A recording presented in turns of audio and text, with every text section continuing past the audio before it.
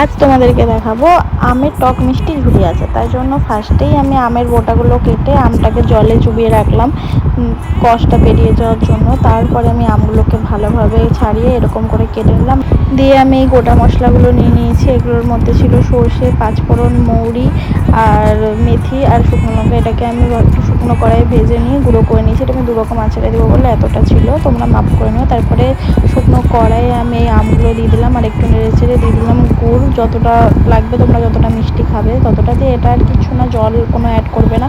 দিয়ে সামান্য বিট লবণ দিয়েছিলাম আর তারপরে আমি দিয়েছিলাম সামান্য ওই লঙ্কার গুঁড়ো, দিয়ে ভালোভাবে ঢেকে রেখেছিলাম। আমরা যতক্ষণ না সেদ্ধ হচ্ছে, আমটা সেদ্ধ হয়ে আসার পর দিয়ে দিয়েছিলাম ভিনিগার 1 চামচ মতো, যাতে আমটা আচারটা নষ্ট না হয়ে যায়। আর তারপরে দিলাম ওই গুঁড়ো মশলা, দিয়ে ভালোভাবে নেড়ে চেড়ে নামিয়ে নিলাম। একটু শুকিয়ে নেবে, দিয়ে শুকানোর পরেই নামিয়ে নেবে। তো কেমন লাগলো অবশ্যই বলো, আর অবশ্যই একবার এইভাবে বানিয়ে দেখো।